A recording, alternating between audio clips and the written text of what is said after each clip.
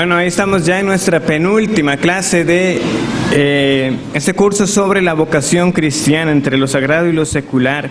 Y para este día nosotros estaremos tocando el tema ya puntual de la mayordomía cristiana, la excelencia y la compasión también que debe ser exhibida en nuestros llamados. La semana pasada vimos las pruebas, vimos que sin duda alguna, las pruebas son una realidad en la vida del cristiano y por tanto, siendo también que el Señor nos llama a distintos oficios y en distintas áreas de la vida, pues también en ellas de manera distinta seremos probados. Cada uno tiene pruebas distintas, no hay un país ideal, no hay un trabajo ideal, no hay una familia ideal, pero el Señor en su sabiduría sabe dónde nos ha colocado. Y asimismo utilizará cada una de las circunstancias particulares que enfrentamos para que nuestra fe también sea sometida a prueba, para llevarnos a una mayor dependencia en Él y de esa manera glorificarle. Esa es la gran diferencia que habrá entonces entre el trabajador cristiano y el trabajador incrédulo. Vendrán las pruebas para ambos, pero el creyente podrá ejercer su fe en ellas, podrá acudir al Señor en oración sabiendo que Él tiene cuidado de nosotros. Podemos llevar todas nuestras ansiedades a Él. En el caso de la mayordomía cristiana, pues la definición sencilla es simplemente ser un administrador. Entonces el Señor a nosotros nos ha dado mucho que administrar y eso está muy claramente ilustrado en las parábolas, ¿verdad?, de los talentos o acerca también de los mayordomos infieles. La historia revela que Dios es el Rey, el mundo es su reino y nosotros sus mayordomos. Y nosotros hemos de ejercer dominio sobre la creación y cumplir el mandato de Cristo de discipular a las naciones para que la gloria de éstas esté dispuesta para el retorno de Cristo. Y debemos hacerlo en ese contexto del trabajo, aunque no solamente en él. En el trabajo nosotros glorificamos a Dios, pero obviamente no es el único contexto, pero es simplemente recordarlo. En este sentido, cuando nosotros ejercemos cualquiera de las vocaciones a las que el Señor nos ha llamado, tenemos que recordar 4 características en estas. En primer lugar, debemos recordar la primacía de la gracia.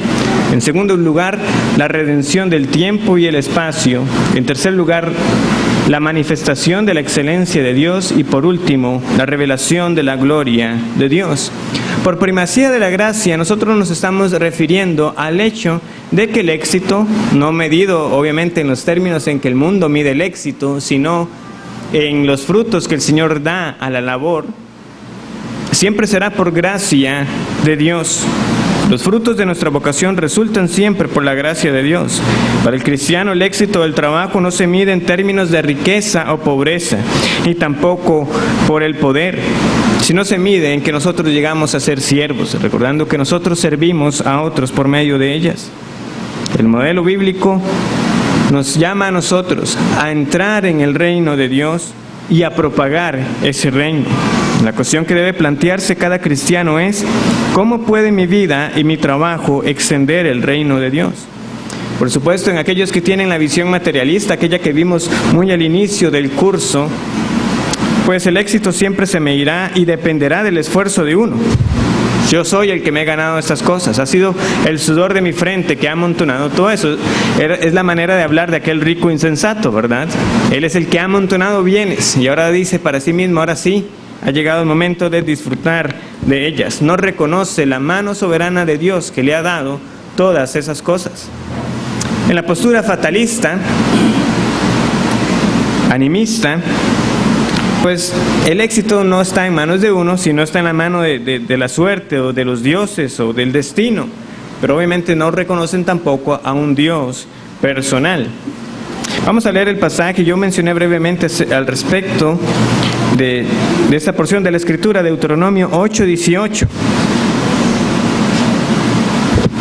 Pero veamos el contexto en el cual está. Leamos a partir del versículo 11. Eso es lo que advirtió el Señor al pueblo de Israel precisamente. Deuteronomio 8:11. Cuídate de no olvidarte de Jehová tu Dios para cumplir sus mandamientos, sus decretos y sus estatutos que yo te ordeno hoy.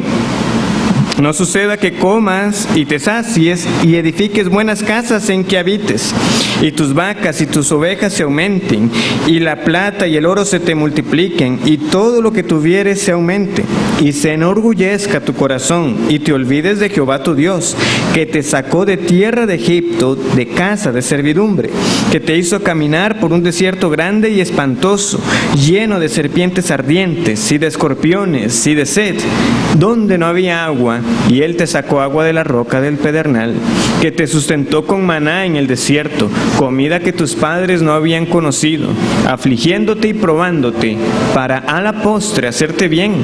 Y digas en tu corazón: mi poder y la fuerza de mi mano me han traído esta riqueza. Sino acuérdate de Jehová tu Dios, porque Él te da el poder para hacer las riquezas, a fin de confirmar su pacto que juró a tus padres, como en este día. Es así, si tenemos las fuerzas, si tenemos el poder, si hay fruto de nuestra labor de tal manera que podemos ver un retorno de Él, ¿por qué es? Porque el Señor así lo ha querido. Y Él, conociendo la condición de nuestro corazón, nos tiene que advertir al respecto de cuán dado es el corazón humano a olvidarse del Señor. Una vez que tiene el bien, que tiene la riqueza, que tiene el techo, que tiene la comida.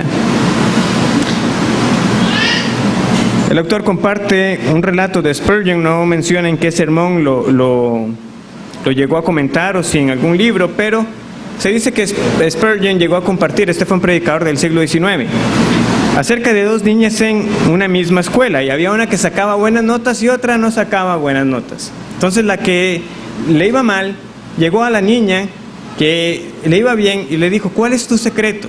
Y ella le dijo: bueno, yo estudio mucho las notas que yo tomo. Entonces la niña que iba mal fue e hizo lo mismo y se dedicó a estudiar bastante. Cuando llegaron los nuevos resultados, sus notas mejoraron, pero no mucho. Entonces le fue a preguntar: ¿pero qué pasó? ¿Por qué no me fue bien a mí? Si se supone que estaba haciendo lo mismo que tú haces. Y entonces esa primera niña le preguntó a la segunda, a la que no le iba bien: ¿y oraste a Dios? Añadió que siempre ella se esforzaba, pero suplicaba también el favor de Dios. Spurgeon entonces añade: es preciso trabajar como si todo dependiera de nosotros, orar como si todo dependiera de Dios y dar a Dios la gloria por los resultados obtenidos. Lo hemos dicho en muchas otras ocasiones, Dios es soberano, pero el hombre es enteramente responsable.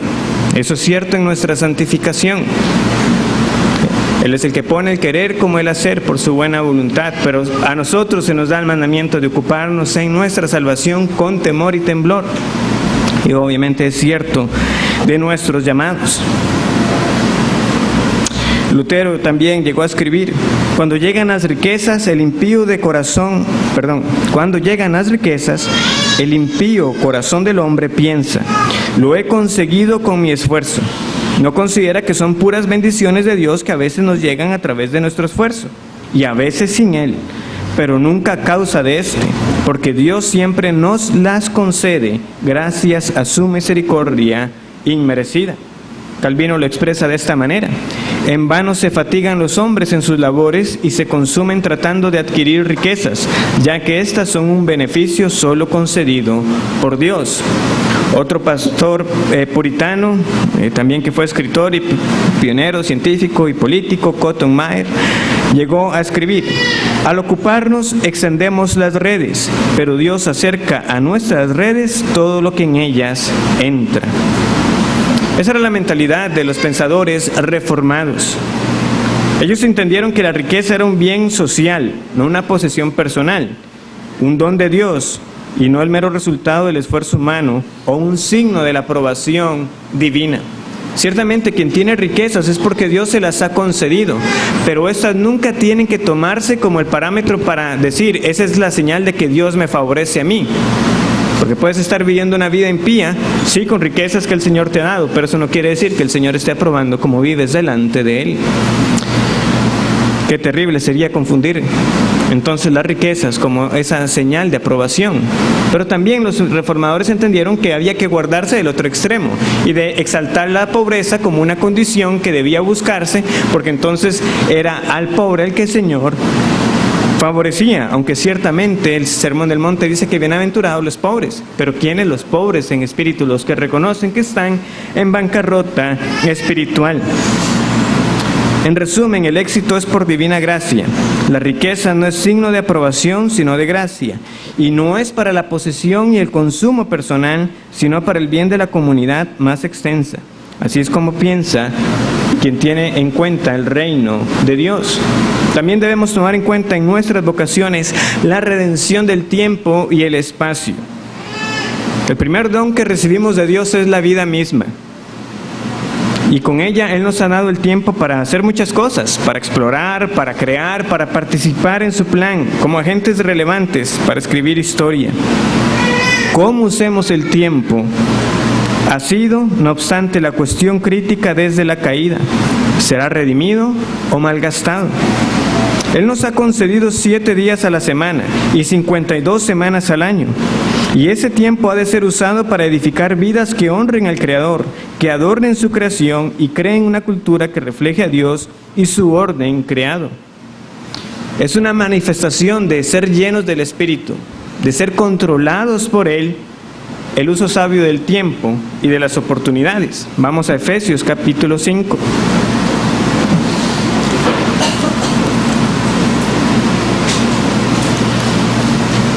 Antes de ir al versículo 15 y 16, de nuevo, recordemos siempre tener en cuenta el contexto. ¿Y qué es lo que dice el versículo 1 del capítulo 5? Sed pues imitadores de Dios como hijos amados y andad en amor como también Cristo nos amó y se entregó a sí mismo por nosotros, ofrenda y sacrificio a Dios en olor fragante. Estamos llamados a ser imitadores de Dios.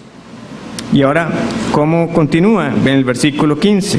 Mirad pues con diligencia cómo andéis, no como necios, sino como sabios, aprovechando bien el tiempo, porque los días son malos. Por tanto, no seáis insensatos, sino entendidos de cuál sea la voluntad del Señor. No os embriaguéis con vino, en lo cual hay disolución, antes bien, sed llenos del Espíritu, hablando entre vosotros con salmos, con himnos y cánticos espirituales. Y continúa. Ese es el contexto. Estamos nosotros usando bien el tiempo. Yo sé que aún en esa sabiduría popular, en refranes, ¿verdad?, acerca del tiempo perdido, las personas lo saben. O sea, no tenemos que hacer una gran demostración para decir algo tan sencillo como que el tiempo perdido ya no se recupera. Una vez que se fue, se fue. Y no obstante, ¿cómo lo malgastamos? ¿Cómo olvidamos que una vez que pasó un día ya no lo podremos recuperar? Ya se fue, ya el Señor nos lo dio.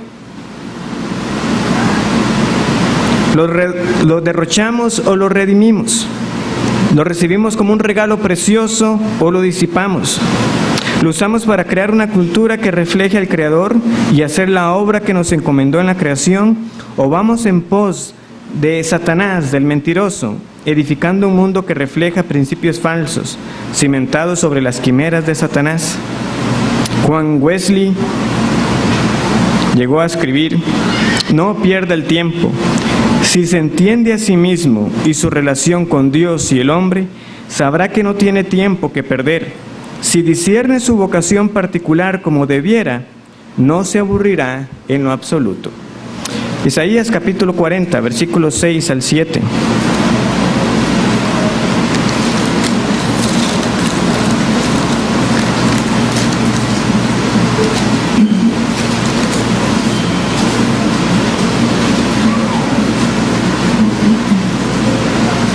Isaías 40, versículos 6 y 7, dice así: voz que decía, da voces, y yo respondí, ¿qué tengo que decir a voces? Que toda carne es hierba, y toda su gloria como flor del campo. La hierba se seca y la flor se marchita, porque el viento de Jehová sopló en ella. Ciertamente como hierba es el pueblo. Nuestra vida es efímera y pasajera. No sabemos cuánto hemos de vivir, ni cuándo ha de regresar el Señor. Pero como dice el autor, a su regreso el Señor no nos preguntará a nosotros, ¿cuántos años viviste? Porque nosotros viviremos los años que Él nos haya querido dar en su soberanía. Sino, ¿qué hiciste con los años que te di? ¿Cómo estamos usando el tiempo? Un enfoque materialista no se preocupa por el tiempo en esa perspectiva eterna. Se preocupa del tiempo en otros aspectos, es decir, ¿cuándo obtendré el retorno de la inversión que he hecho? ¿Cuándo me pagarán? ¿Cuándo podré lograr ciertas metas? ¿Cuánto durará cierto placer que estoy procurando? Pero después de ahí el tiempo no importa, no hay perspectiva eterna. ¿Por qué? Porque se rige con el lema de comamos y bebamos porque mañana moriremos. El tiempo del trabajo pasa a ser considerado una oportunidad para ya luego yo tener la complacencia. Uno trabaja toda la semana para poder disfrutar el fin de semana. Y entonces la vida y el trabajo se separan. Sin embargo, la historia apunta a un destino claro. Hay una continuidad. El Señor Jesús vino por primera vez y regresará por segunda vez. Y entre tanto, nuestra vocación consiste en redimir el tiempo y el espacio que Él nos ha concedido. La tercera característica que debemos tener en cuenta en nuestras vocaciones es la manifestación de la excelencia de Dios. Siendo llamados por Dios, nosotros contamos con un patrón digno de nuestro máximo esfuerzo. Esos pasajes también los conocemos, pero vamos a repasarlos. 1 Tesalonicenses 2:4. Dice así. 1 Tesalonicenses 2:4. Sino que según fuimos aprobados por Dios para que se nos confiase el Evangelio, así hablamos, no como para agradar a los hombres, sino a Dios, que prueba nuestros corazones. O otro más conocido, Colosenses 3:23, respecto al trabajo, dice lo siguiente, Colosenses 3:23. Y todo lo que hagáis, hacedlo de corazón, como para el Señor y no para los hombres. ¿Por qué es así? Bueno, porque el hombre redimido trabaja para Dios, trabaja para cumplir el plan divino y por tanto debe realizar su trabajo con excelencia. Y las pautas para trabajar con excelencia están delineadas por Dios mismo. Estriban en su propia naturaleza. Así como Dios es veraz, justo, bueno, hermoso, nuestro trabajo tiene que ser veraz, justo, hermoso. En cómo sea que se pueda expresar esa belleza según lo que nosotros hacemos. ¿Por qué? Porque es lo que Él declaró luego de cada día de la creación, que Dios vio lo que había hecho y dijo que era bueno. Entonces, nuestro trabajo tiene que ser realizado de tal manera que podamos decir lo mismo después de una labor hecha. Lo que he hecho está bien. Lo que he hecho es bueno. Y nosotros lo podemos apreciar en la creación aún a pesar de los efectos de la caída. Por ejemplo, lo vemos en las declaraciones de los salmos. ¿Qué es lo que escriben los salmistas inspirados por el Espíritu Santo al ver la creación? Bueno, dicen lo siguiente. Salmo 104, el 1 al 5. Bendice, alma mía, Jehová. Jehová, Dios mío, mucho te has engrandecido. Te has vestido de gloria y de magnificencia. El que se cubre de luz como de vestidura, que extiende los cielos como una cortina, que establece sus aposentos entre las aguas, el que pone las nubes por su carroza, el que anda por las alas del viento, el que hace a los vientos sus mensajeros y a las flamas de fuego sus ministros. Él fundó la tierra sobre sus cimientos, no será jamás removida. O el Salmo 111.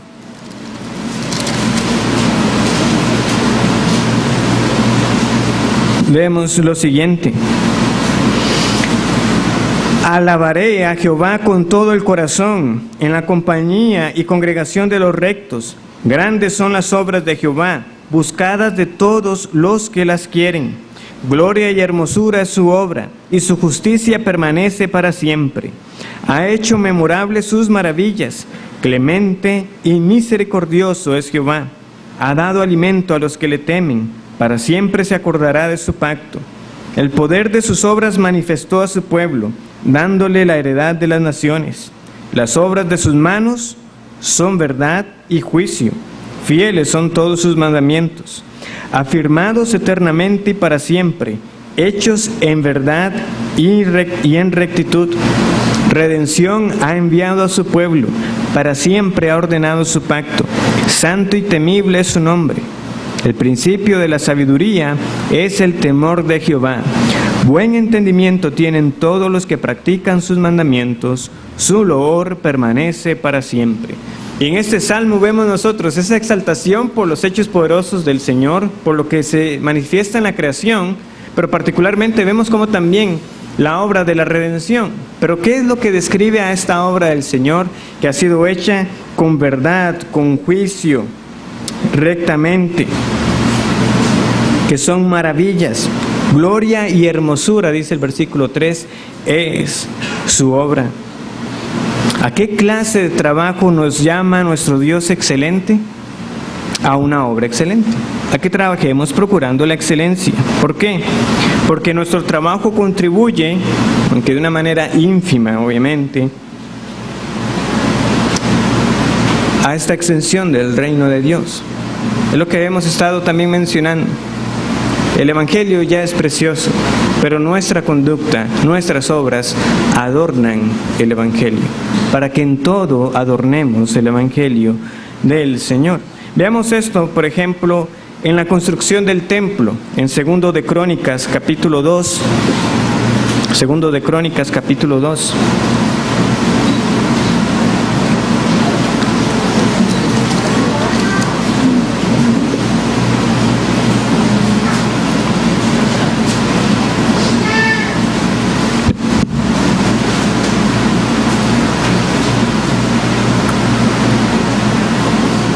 Segundo de Crónicas, capítulo 2, dice así: determinó pues Salomón edificar casa al nombre de Jehová y casa para su reino. Y designó Salomón 70,000 hombres que llevasen cargas y 80,000 hombres que cortasen en los montes y 3,600 que los vigilasen. Y envió a decir Salomón a Hiram, rey de Tiro: haz conmigo como hiciste con David mi padre, enviándole cedros para que edificara para sí casa en que morase. He aquí, yo tengo que edificar casa al nombre de Jehová mi Dios, para consagrársela, para quemar incienso aromático delante de él, y para la colocación continua de los panes de la proposición, y para holocaustos a mañana y tarde, en los días de reposo, nuevas lunas, y festividades de Jehová nuestro Dios, lo cual ha de ser perpetuo en Israel. Y la casa que tengo que edificar ha de ser grande, porque el Dios nuestro es grande sobre todos los dioses. Mas ¿quién será capaz de edificarle casa, siendo que los cielos y los cielos de los cielos no pueden contenerlo? ¿Quién pues soy yo para que le edifique casa, sino tan solo para quemar incienso delante de él? Envíame pues ahora un hombre hábil que sepa trabajar en oro, en plata, en bronce, en hierro, en púrpura, en grana y en azul, y que sepa esculpir con los maestros que están conmigo en Judá y en Jerusalén, los cuales dispuso mi padre. Envíame también madera del Líbano, cedro, ciprés y sándalo, porque yo sé que tus siervos saben cortar madera en el Líbano, y aquí mis siervos irán con los tuyos, para que me preparen mucha madera, porque la casa que tengo que edificar ha de ser grande y portentosa. Y aquí, para los trabajadores, tus siervos, cortadores de madera, he dado 20,000 coros de trigo en grano, 20,000 coros de cebada, 20,000 batos de vino y 20,000 batos de aceite. Entonces Hiram, rey de Tiro, respondió por escrito que envió a Salomón: porque Jehová amó su pueblo, te ha puesto por rey sobre ellos. Además decía Hiram: bendito sea Jehová, el Dios de Israel, que hizo los cielos y la tierra, y que dio al rey David un hijo sabio, entendido, cuerdo y prudente, que edifique casa a Jehová y casa para su reino. Yo pues te he enviado un hombre hábil y entendido, Hiram Abi, hijo de una mujer de las hijas de Dan, mas su padre fue de Tiro, el cual sabe trabajar en oro, plata, bronce y hierro, en piedra y en madera, en púrpura y en azul, en lino y en carmesí. Asimismo sabe esculpir toda clase de figuras y sacar toda forma de diseño que se le pida, con tus hombres peritos y con los de mi señor David, tu padre. Vemos entonces lo que estaba detrás de la construcción de ese templo para el Señor. Tenía que ser grande porque el Señor es grande. Se estaba buscando la excelencia. No pidió que le enviara a cualquier hombre. No, envíeme a un hombre que sea hábil.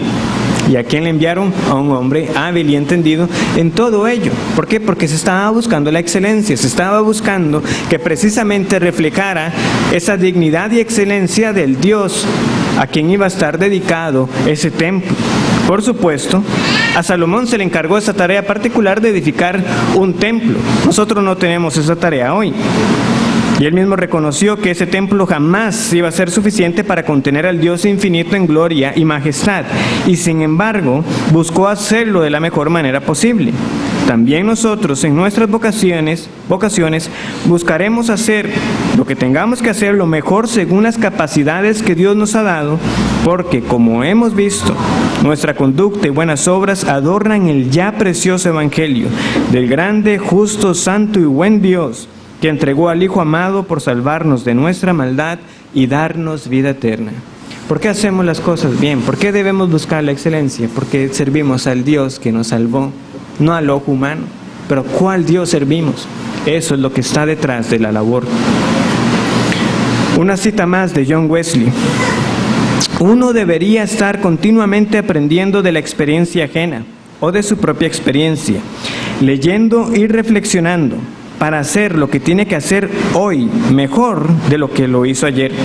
Asegúrese de que practica todo lo que aprende para sacar máximo provecho de lo que tiene entre manos. Particularmente nosotros, entonces, estamos llamados a marcar esa diferencia. En lugares donde quieren fomentar la mediocridad, no se esfuerce tanto, no lo haga tan bien. No, yo lo voy a hacer lo mejor que puedo hacerlo según la capacidad que el Señor me ha dado, porque yo le sirvo a Él. El autor de este libro, Vida, Trabajo y Devoción, ponía ejemplos que pueden parecer triviales, pero es que en esos detalles, hermanos, muchas veces están las diferencias. Él dice que una vez estaba conduciendo de esas rutas, ¿verdad?, largas que se ven en los Estados Unidos, y que apareció una gasolinera ahí a la distancia. Se tiene, debe usar el baño, y él dice, yo me esperaba lo peor. Imagínense una gasolinera en medio de la nada, el baño de los hombres. Para su sorpresa, se encuentra un baño limpio, con flores recién cortadas e impecable. Dice, yo no sé quién lo atendía, pero quien lo estaba haciendo realmente entendía la importancia de hacer una buena labor. Nadie más la ve, pero el Señor la veía, entendiendo quizás que haya sido una persona cristiana la que estuviera ahí detrás. Él dice de otra ocasión que tuvo que hacer uso de un hotel. Entra a la habitación y encuentra que los jabones y los paños colocados de cierta manera que muestra a alguien que se lo hizo con esmero. No se encontró simplemente el paño tirado, los jabones por ahí. Detalles que demuestran que se busca la excelencia. Es algo que, y no lo digo por ser mi esposa, pero obviamente el Señor me ha bendecido y me ha mostrado mucho de ello también, viendo como pequeños detalles que están ahí, cosas que por mi tendencia no lo tendría a apreciar, pero hay un orden en que se colocan los cubiertos, hay un orden en que se colocan los platos, en que se sirven las cosas, hasta algo tan sencillo como poner una servilleta, que se puede hacer hasta en una forma de diversas formas, flores y cosas así, pero hay atención al detalle que muestra algo, que da a entender algo. Hermanos, eso tiene que motivarnos a nosotros también. ¿Por qué? Porque nuestro Dios es excelente y ha sido sumamente bueno para con nosotros. Hemos sido convocados a hacer un trabajo excelente, digno de aquel que nos llamó. Finalmente tenemos la revelación de la gloria de Dios. Dios es glorificado en nuestro trabajo cuando andamos en la vocación particular que Él nos ha dado. Es glorificado cuando acabamos la obra que ha dispuesto que hagamos. Él es glorificado cuando somos carpinteros, políticos y artistas piadosos, cuando somos hijos e hijas, padres y madres, hermanos y hermanas, maridos y mujeres piadosos. Es glorificado cuando manifestamos verdad, belleza y justicia en nuestras comunidades, en nuestros puestos de trabajo y en nuestras naciones. Él es glorificado cuando nosotros andamos confiadamente en nuestra vocación. Cuando yo entiendo que lo que estoy haciendo, que esas buenas obras, delante de los hombres, ellos las verán, ¿y qué pasará? Glorificarán a vuestro Padre que está en los cielos. Así es como nosotros podemos llevar a la aplicación esa respuesta, ¿verdad?, de esa primera pregunta tan conocida. ¿Cuál es el fin principal del hombre? Glorificar a Dios. Bueno, lo glorificamos en nuestro trabajo y en nuestros diversos oficios. Cuando yo sé que lo estoy haciendo para Él, esas obras no pasarán desapercibidas.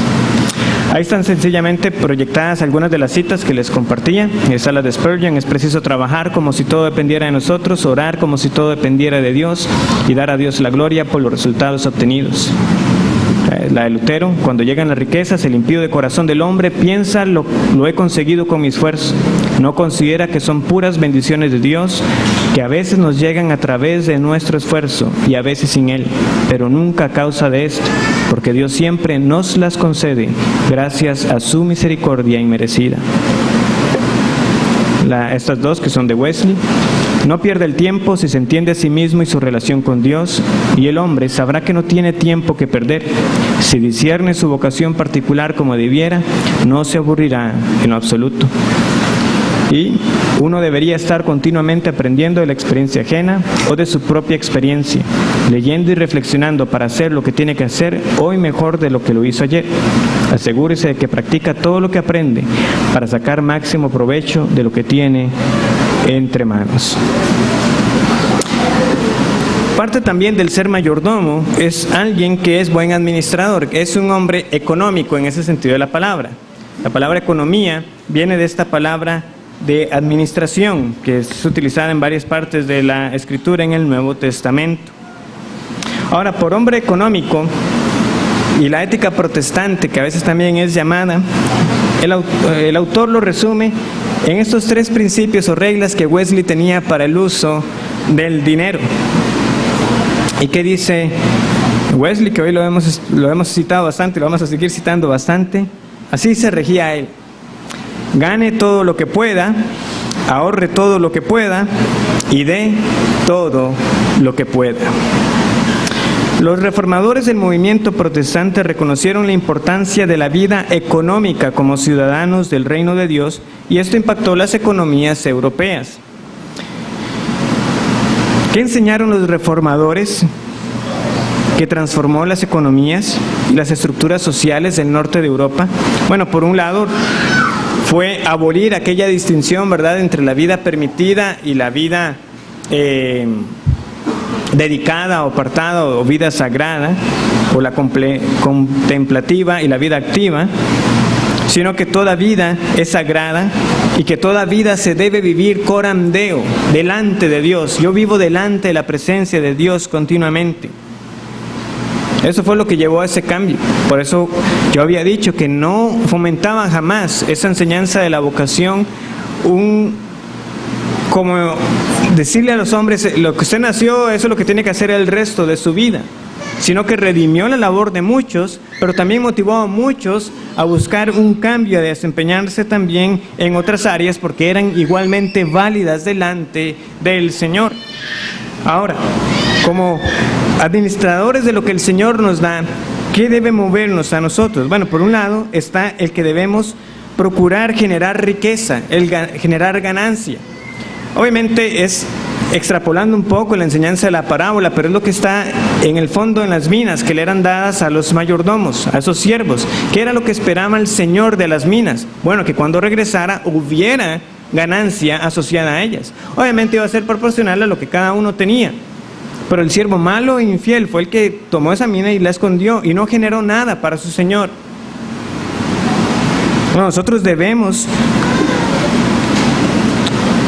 Y tenemos buenas razones para trabajar, para ganar todo lo que podamos. Ya vamos a entender bien esa frase. No estamos hablando, ¿verdad?, de simplemente buscar la ganancia por buscarla, buscar dinero por buscar dinero.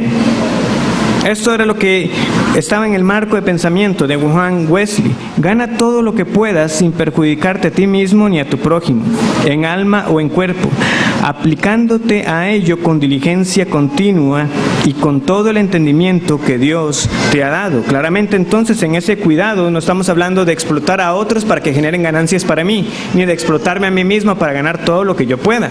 Es en consonancia con amor al prójimo. Pero el trabajo, ese es el punto, debe ser hecho con diligencia. Las personas deben de trabajar esforzadamente y emplear todos los dones y destrezas que Dios les ha concedido. Y hemos sido llamados a cultivar las virtudes de la diligencia y a erradicar el vicio de la ociosidad y la pereza. Ahora, ¿qué razones tenemos nosotros para trabajar? No me voy a detener mucho en ello porque fue parte del fundamento inicial de la clase. Bueno, porque Dios trabaja, Dios creó las cosas. Él mismo instituyó el patrón de 6 días de trabajo y 1 de descanso. El Señor mismo luego lo va a decir muy claro en el Nuevo Testamento: mi Padre aún hoy trabaja. Los salmos que hemos leído acerca de la creación y muchos otros que hay, de que el Señor abre su mano y da de comer, que llama a las estrellas por su nombre, nos demuestran que Dios sigue sumamente activo. Dios trabaja. Bueno, ¿por qué debemos trabajar? Bueno, porque Dios trabaja. En segundo lugar, porque Él nos hizo para trabajar. O sea, haciendo al hombre, ¿qué hizo? Lo puso en el huerto de Edén para que lo guardase y lo cuidase. No fue para que anduviera errante por ahí sin nada que hacer. El hombre fue hecho para trabajar. Y finalmente, porque nosotros somos esos colaboradores, somos esos mayordomos de Dios que Él nos coloca para administrar lo que nos ha dado. Porque en última instancia todo le pertenece a Él. Pero lo que Él me ha dado, yo debo administrarlo. Yo soy hecho parte de esa obra creadora de Dios cuando utilizo, de nuevo, las capacidades, el ingenio, las virtudes que Él me ha dado, de nuevo, en la esfera en la que me desempeño. Entonces, con diligencia para que el Señor, por misericordia y gracia, como vimos, nos dé frutos de nuestra labor. ¿Qué vamos a hacer con ello? Bueno, por un lado vamos a ahorrar. Hay razones para ahorrar. Esto es lo que imperaba en el marco de pensamiento de Wesley. Ahorre todo lo que pueda, pero recortando todo gasto que solo sirva para satisfacer deseos vanos, para gratificar los deseos de la carne, el deseo de los ojos o el orgullo de la vida. No malgaste nada, en vida o muerte, en pecado o disparates, para usted o para sus hijos. Para un occidental fascinado por el espíritu del siglo de la cultura del consumo, este lenguaje es anticuado, pues es una invitación a una vida frugal, a una vida sencilla. Pero nosotros hemos sido llamados a cultivar las virtudes del ahorro, del contentamiento, de la moderación y a erradicar, por el otro lado, los vicios de la envidia y el desperdicio. Por un lado, es claro que las Escrituras muestran lo errado del materialismo. El Señor mismo dirá que es más fácil pasar un camello por el ojo de una aguja que un rico entrar en el reino de los cielos. ¿Y cuál fue la respuesta de los apóstoles? ¿Quién pues podrá ser salvo? La codicia y la avaricia está en el corazón de cada uno de nosotros. Pero las Escrituras advierten también que no hay una virtud inherente en la pobreza como mérito para la salvación. Nosotros entonces estamos llamados a trabajar y generar riqueza. O sea, la pobreza no debe ser algo buscado. O sea, si el Señor la permite es porque Él en su soberanía así lo ha querido. Pero en el orden usual de la vida, yo voy a trabajar. El Señor en su misericordia traerá una recompensa a esa labor. Yo tendré suficiente para mis necesidades y para compartir con otros, pero también para hacer una provisión. Entonces, ¿qué razones vemos nosotros así resumidas para ahorrar? Bueno, hay una en el patrón mismo del trabajo o descanso. Trabajamos 6 días para descansar el 7º. Y de nuevo, esto quizás es más difícil ya ahora para la mayoría de nosotros, porque a nosotros ya se nos paga por semana, por quincenas, algunos por mes. y no esa labor diaria, ¿verdad?, que todavía queda en algunos lugares, sobre todo en las zonas agrícolas, donde usted como peón trabaja y ese día es el que se le paga. Quien tiene que trabajar de esa manera, pues evidentemente tiene que planificarse para trabajar solamente 6 días, porque el séptimo es para el Señor. O sea, no puede vivir de tal manera de que al llegar el séptimo diga tengo que trabajar porque ya no tengo nada más. En un sentido hay que cultivar una iniciativa de ahorro. ¿Para qué? Para que cuando llegue el día séptimo yo no trabaje, porque es el día del Señor. Pero de igual manera sigue aplicando para cada uno de nosotros, que mostrará si estamos nosotros detrás de simplemente las riquezas para nuestro propio consumo. Cuando aparece en algunos lugares, ¿verdad? Sobre todo, recuerdo el hermano Eduardo cómo comparte que en el hospital, cómo se pelean aquellos que quieren trabajar el día domingo. ¿Por qué? Porque lo pagan mejor. Y así aparecerá en algunos otros lados. Hay algunos que, bueno, en la empresa donde estoy es como, muchachos, hay que trabajar el fin de semana. Y hay algunos que intencionalmente es como, el sábado me queda complicado, pero podría el domingo. De nuevo, ¿por qué? ¿Qué hay detrás de ello? Pero no es la manera en que nosotros nos regimos, aun si situaciones extraordinarias como esas se tuvieran que dar. Es lo menos que yo quiero. ¿Sí? Yo no voy a trabajar el domingo. Es el día del Señor. De nuevo, según las circunstancias de cada uno.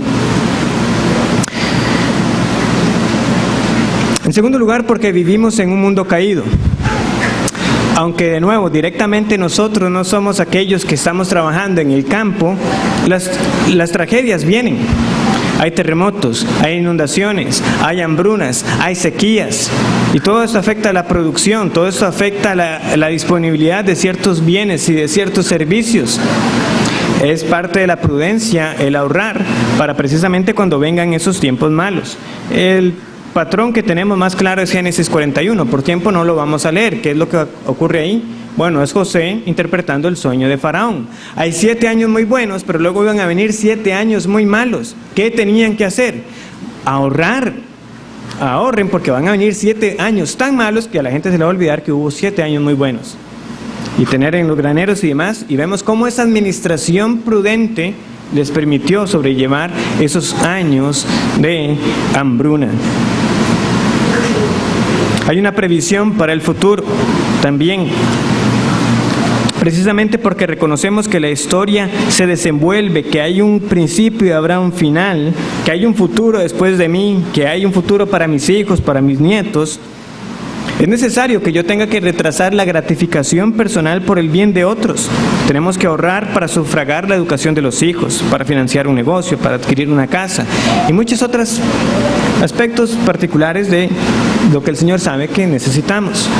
Pero mucho de ello no se puede conseguir simplemente con el salario de una ocasión. Hay que ahorrar para ello. Y a veces tendré que decir que no a ciertas cosas para adquirir otras necesarias. Pasaje sumamente conocido, ¿verdad? Ve a la hormiga, oh perezoso, Proverbios 6 al 8. ¿Y qué es lo que hace la hormiga? ¿Para qué está guardando? Vamos a leerlo brevemente para recordar. Proverbios 6, del 6 al 8. Ve a la hormiga, oh perezoso, mira sus caminos y sé sabio, la cual, no teniendo capitán, ni gobernador, ni señor, prepara en el verano su comida y recoge en el tiempo de la siega su mantenimiento. Perezoso, ¿hasta cuándo has de dormir? ¿Cuándo te levantarás de tu sueño? Un poco de sueño, un poco de dormitar y cruzar por un poco las manos para reposo. Así vendrá tu necesidad como caminante y tu pobreza como hombre armado. Si el Señor ha dado esta prudencia a la hormiga, ¿cuánto más el hombre?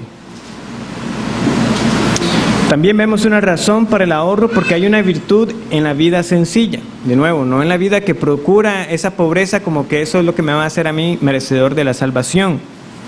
Pero es eso que nosotros vemos reflejado en la oración conocida de Proverbios 30. No me des ni pobreza ni riquezas, manténme del pan necesario. Una vida que es moderada. El obrero es digno de su salario. Sí, pero no está llamado a desperdiciarlo todo él. No, hay que vivir moderadamente, sabiendo que el Señor me da lo suficiente. La Los reformadores mantenían este equilibrio presentado por la palabra, mostrando que las riquezas no eran el signo del favor de Dios, ni la pobreza signo de su ira. Tengamos cuidado, nos dice Jesús, porque la vida del hombre no consiste en la abundancia de sus posesiones. Debemos procurar vidas sencillas. Y finalmente tenemos el contentamiento. Vamos a buscar brevemente estos dos pasajes, Filipenses 4, del 10 al 13.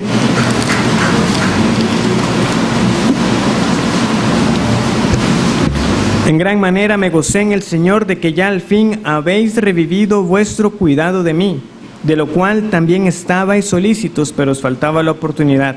No lo digo porque tenga escasez, pues he aprendido a contentarme cualquiera que sea mi situación. Sé vivir humildemente y sé tener abundancia. En todo y por todo estoy enseñado. Así para estar saciado como para tener hambre, así para tener abundancia como para padecer necesidad. Todo lo puedo en Cristo que me fortalece. Primera de Timoteo, capítulo 6, versículos del 6 al 10. Primera de Timoteo 6, del 6 al 10.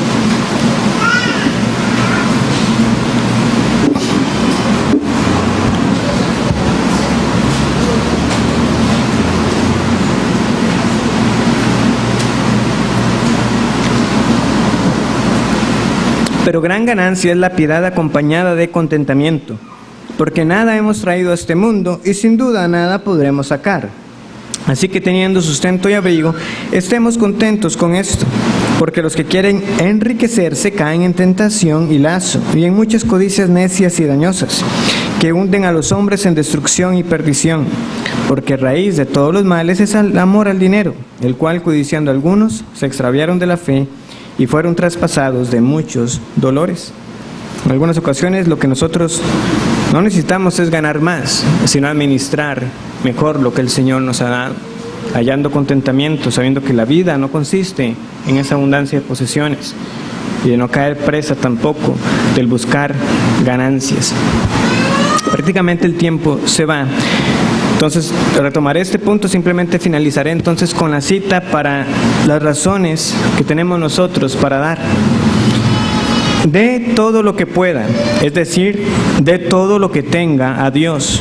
No escatime en una u otra proporción.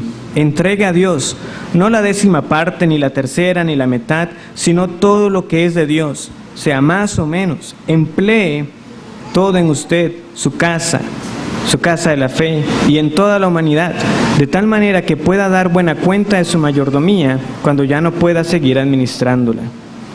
Tenemos nosotros que dar. Las dos razones para ello, como veremos, gratitud y obediencia. Eso lo estaremos finalizando, si el Señor lo permite, en la próxima clase. Pero entonces, entre tanto, hermanos, que la clase de hoy haya ayudado para recordarnos una vez más qué debe caracterizar nuestras vocaciones y el uso que debemos dar a lo que el Señor nos da para que en todo Él sea honrado. El Señor les bendiga y recuerden hacerme llegar sus preguntas.